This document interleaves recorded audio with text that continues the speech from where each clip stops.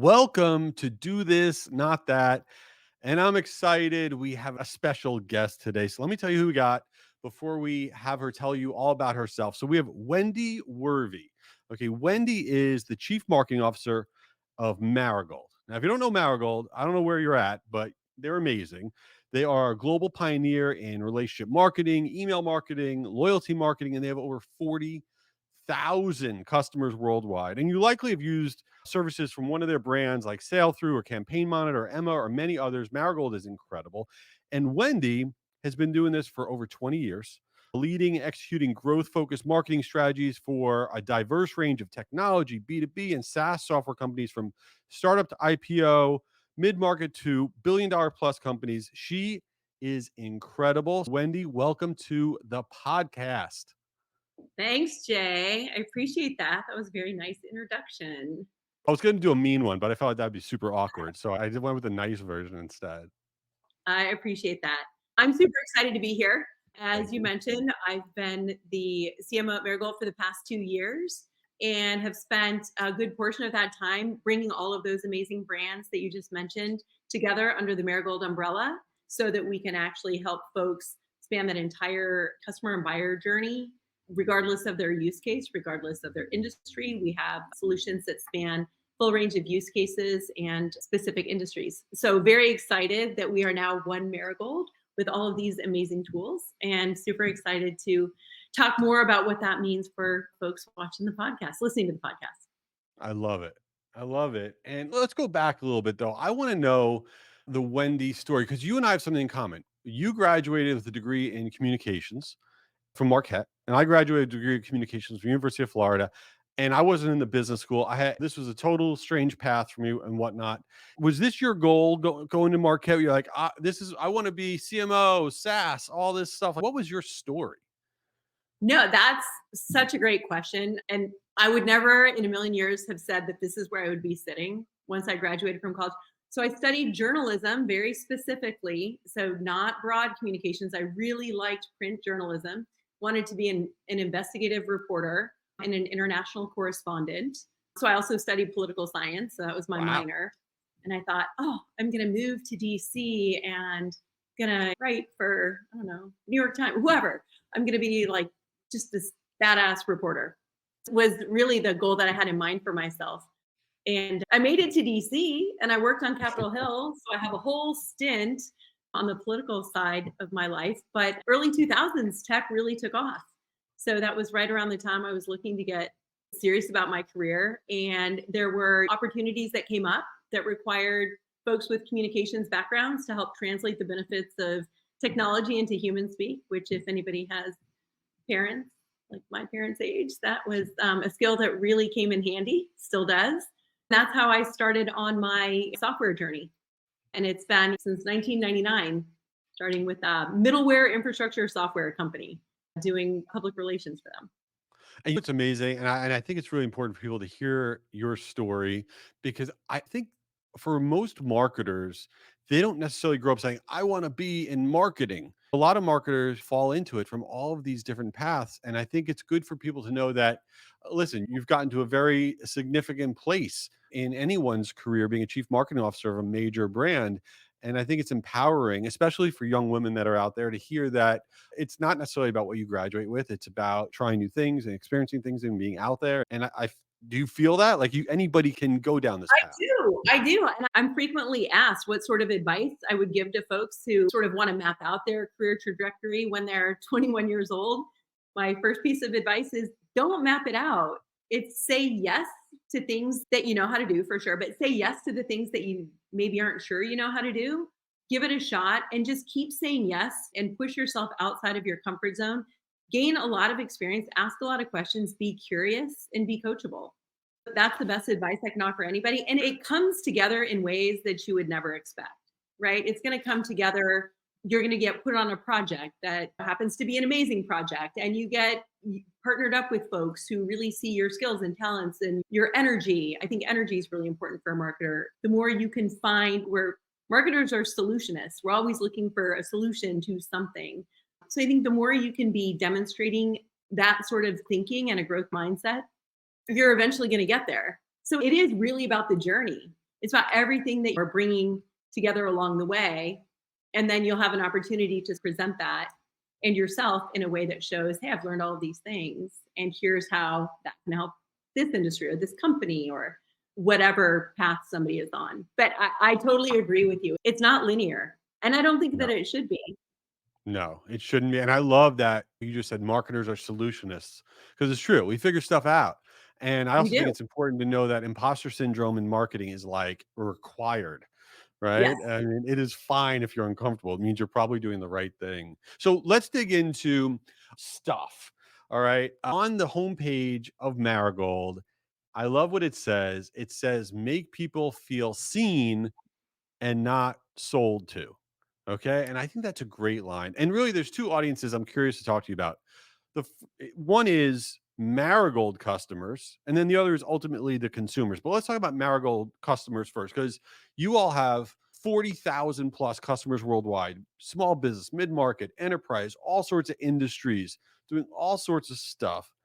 How do you make your customers feel like they're not just like part of a nurture stream and you're just trying to get more from them? How do you actually get 40,000 customers to feel seen? Yes, I think this is a classic case where we really practice what we preach when it comes to what we're passionate about. And that really comes down to this concept of relationship marketing. It goes beyond transactions, right? Everyone's looking to sell something, and a lot of people, hey, it's got to be about the transaction. At Marigold, we firmly believe that it is really about the relationship, that long term relationship, and that trust that you're building with your customers and helping your customers build with their customers. So we're treating our customers in a way to show them how they should be treating their customers. And that is, you know, for us, really getting to know our customers, finding them, really getting to know them, and turning them into super fans by delivering the personalized experiences that we're talking about, by showing them how it's done. When you treat people and not like clicks or faceless transactions, you are building a different kind of relationship with them. You're building a more emotional connection with them. And for brands, that's really important because there is great value in building that type of relationship in terms of acquiring the right kinds of customers from the get-go, but also turning those customers into super fans and repeat business for your organization, making them feel like part of your community and turning them into that brand advocate. So we are passionate about relationship marketing. So how do you get someone to not just look at you as a vendor, as something they're just paying their monthly fee for? Is it that the salesperson or the account person sending an email saying happy birthday? Like, how do you do it? It is a lot about that personalized part of it. We go to great lengths to treat our customers like human beings. We do a lot, I would say a lot with them just as human beings. We have a lot of events that we host them at. We have an awesome customer success team that is constantly reaching out to our customers, but it is about building that deeper relationship. And in some cases, we're using for our customers, it's a little bit different because we know them. So Yeah. it's about how do we get to know them a little bit better so that we can continue to accelerate that trust with them? How do we get them to trust us with more of their business? And how do we show them that we are the right partner for them? And you do that by having a really great customer success team that is responsive, that is invested in their business, and that knows the customers that they're working with. So we spend a lot of time on that front. On the marketing side of the house, we're looking to bring in new customers. It's much the same. It's, hey, how do we find those folks who we want to have as customers of our brand because we know that our solutions are purpose fit for exactly their use cases or their industries? And how do we show them that we know them? And we use some technology to do that, asking them the right questions. And then we spend a lot of time turning them into super fans, showing them that personalization piece. We're using personalization to make sure that we're getting it right with our customers. You really have one chance to get it right. And showing them that getting it right is not just about happy birthday, great. I had a birthday just over the weekend and I got a happy birthday text from my ophthalmologist, which is weird, but it gave me a warm and fuzzy. Oh, they remembered. Like, but it still made me feel like, oh, like that was really nice. So that's one way that we're helping people build that emotional connection with their customers. And that pays dividends going forward. We know that they'll go out of their way to shop with brands who know them and who they feel part of, and they will spend more money with those brands. So have you like gotten rid of all your other physicians that didn't text you over the weekend? Or who are you? How'd you forget about me? Because they have your birthday. They all I do. I know. mean, I'm gonna go sell them some software is what I'm gonna do. right. Then all of a sudden it's your new prospects. That's Right, amazing. exactly. But there are some companies that do some brands that do it really well. They get it Yeah. right, but that Right. personalization at scale is hard. It is hard. And so let's flip the script then. Okay. So now you have all the users of your platform that are marketing to the consumers on the planet. And we're in this world where AI is it's just coming at us. And all the stuff that we're putting out there just feels more and more generic. So how do we market to consumers and give them a human experience? How do we show them that we're not just this AI bot that's sending them stuff? Yeah, that's a super interesting one too, because I've now gotten to the point where everything I read, I wonder if AI wrote it or if it's actually Right. coming from this brand that I know and love. But from where we sit, there are really three pillars to making this all work. And that first one is show me you know me. And that is about using the information that you have about the customer or information that's given to us by the customer to be personally and contextually relevant on their terms. So it really is respecting sort of those boundaries and making sure that value exchange is going to be something that benefits them. And that certainly gives us information, but that is going to be beneficial to them. The next part of that, the next pillar is to make it worth my while. So brands need to give the consumers reasons to engage with their brand and to share information about themselves and to buy from us versus our competitors. And this is what I was mentioning a little bit earlier is value exchange. So make it worth my while. And the third is if you do one and two correctly, you will earn my brand love. If you respect my information and are using it in a responsible way and in a way that benefits me, then you're going to be rewarded with brand love, repeat purchases, and improved margins. So that's really, I think AI has a role to play in helping folks deliver some of that at scale, but it's not going to be able to do the whole job, if that makes sense. That personalization at scale is requires human interaction. Yeah, I was looking at some of the data in your organization puts out this Marigold Consumer Trends Index for Yes. 2024, and it's like mind-blowing data. And one of the points it had in there, it said something like over 60% of customers will pay more for a brand that they feel a connection with. And it blew my mind because in this cost-conscious world that we live in, that if you really do show them the love, people will really be your customer and care about your brand. Is that shocking to you? When I first saw it, it was shocking to me. And then I thought about the brands that I really love. And I thought I actually do pay more for those brands. It's nice when I get maybe a 10% off coupon, but for those brands that I truly love, that's not the action that's going to make me like them anymore. They've done something, shown me that they know me. They know that I'm part of their community, and they make sure to keep reiterating that in their communications with me and that personalization piece, right? So they're keeping me a brand advocate. And in so doing, I'm not looking at other brands and I'm not necessarily looking at the price point as much. So I think that's 63% is the exact statistic from the report. I thought it was pretty high, but then I started thinking about my own behavior and I thought, you know what? This actually makes a lot of sense. Oh my goodness, it's so true. I don't wanna plug any brands or whatever, but there's certain gym outfits and stuff that I'm paying a lot of money for that I probably could find alternatives for that will accomplish the same goal, and it's right, you feel a certain way about a brand, and that matters. There's something that I don't know a lot about. I know your organization spends a lot of time with loyalty marketing, and I think for a lot of listeners, they probably don't have a loyalty marketing program. And one of the things I've always wondered is, I go to my favorite coffee place and I have the rewards program. I can get a free coffee, no brainer for that.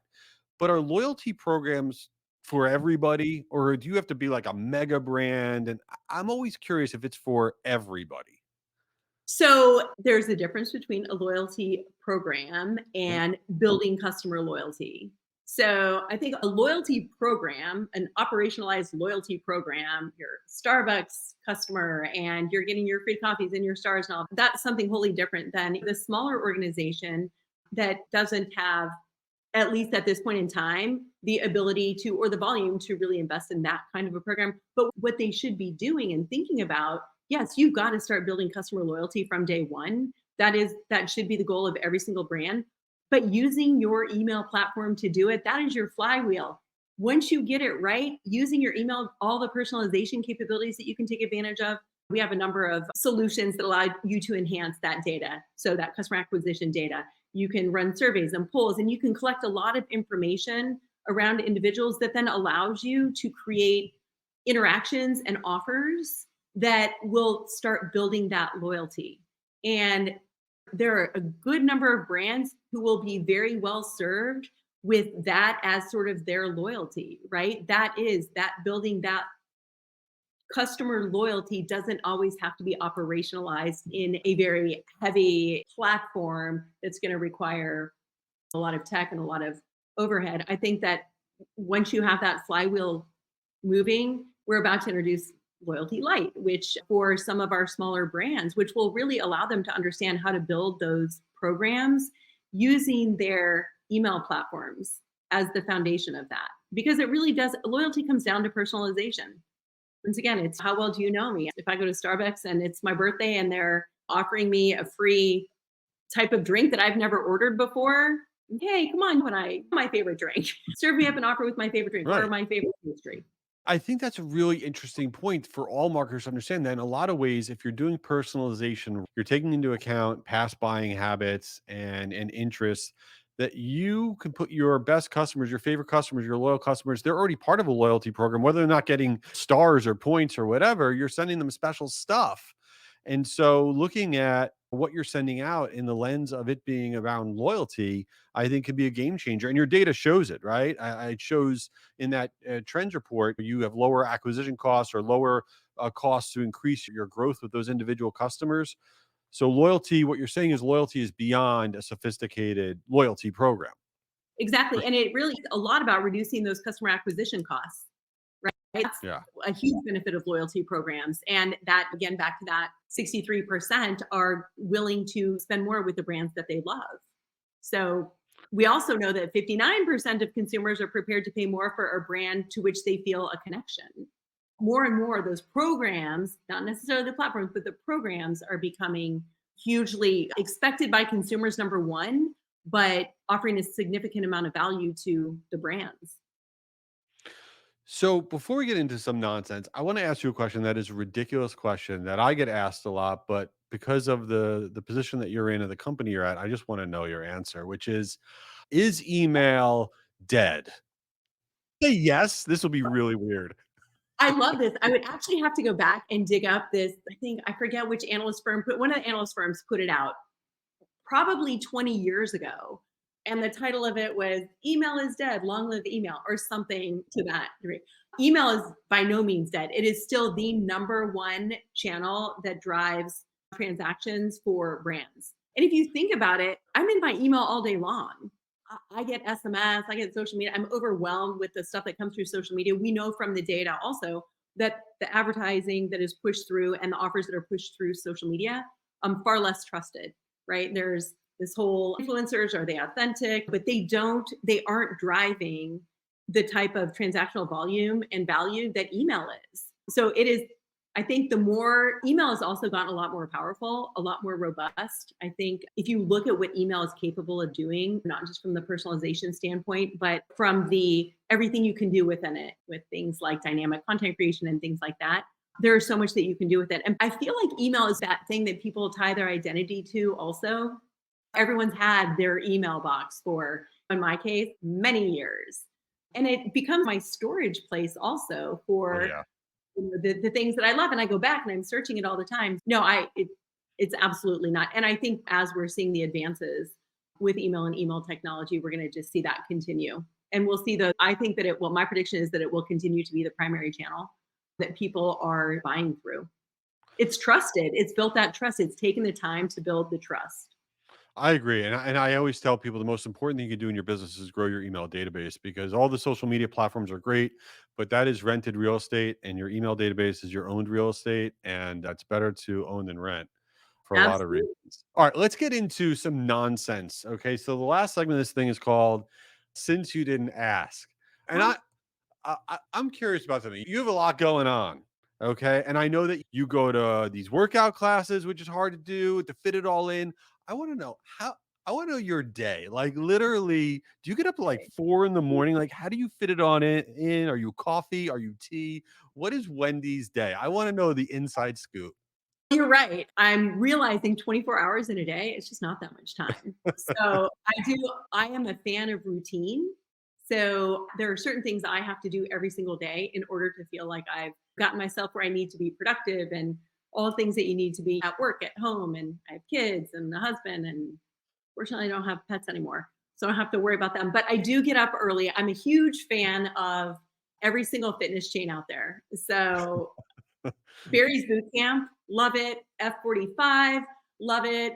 Core Power Yoga, love it. But I do get up pretty early in the morning. There's the earliest Barry's Boot Camp by me is 5:30, so you might find me there or at an Wow. F45, or it's going to be late at night. Wow. But here's the beauty. The beauty is Barry's Boot Camp is 50 minutes, 50. F45 is 45 minutes. It's I'm in, I'm out, I'm done, and then I can move on to whatever I need to get done during the day. Yeah, so I get up incredibly early also, but here's my problem. I am like asleep by 9:30. I am toast. Like when 9 o'clock hits, I'm like, oh my God, I'm the tiredest human being alive. Are you like out cold early? Are you able to burn it at both ends and you just don't need a lot of sleep? I think I just don't need a lot of sleep. I'm a night Wow. owl. I'm a night owl, but I'm That's also crazy. if you can't tell, I drink a ton of coffee. My New Year's resolution was to cut down on the coffee, but I try to get to so I have a Whoop. I don't know if anybody's got a Whoop band. This tells me every day if I've gotten enough sleep. It's like the Aura Ring. It tells you if you've Uh, gotten enough sleep and how recovered you are. And sometimes I wake up and look at it and I go, "Oh, that's not going to be a good day." But again, it's all about it's giving me personalized data that's helping me figure out like how do I want to attack the day. you must get a very personalized emails from that company. Hey, you need to go back to sleep for 24 minutes because you should not be up right now. You're getting my emails from them. That's what they say. Or red alert. Or hey, we haven't seen you in a while. Oh I my don't love goodness. That's like that would freak me out. This has been amazing. Everybody, first of all, you need to go follow Wendy, especially on LinkedIn. She's just a great industry person, but really very motivational. She shares incredible content. So Wendy Werve, spelled Wendy Werve though, on LinkedIn. So track her down there. Marigold, you have to go to meetmarigold.com to find everything about Marigold.